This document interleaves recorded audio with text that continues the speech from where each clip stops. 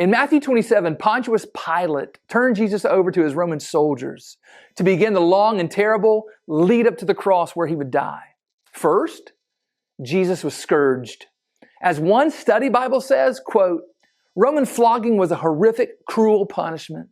Those condemned to it were tied to a post and beaten with a leather whip interwoven with pieces of bone and metal, which tore through skin and tissue, often exposing bones and even intestines. In many cases, the flogging itself was fatal.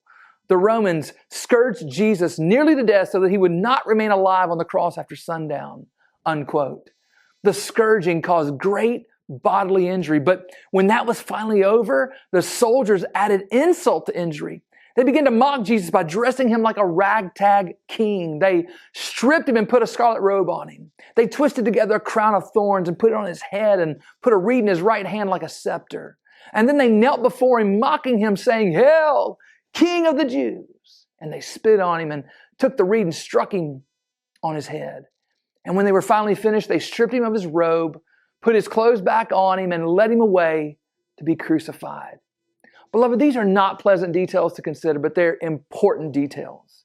You see, God has given us these details in the Bible so that we can understand the depth of suffering Jesus endured for us.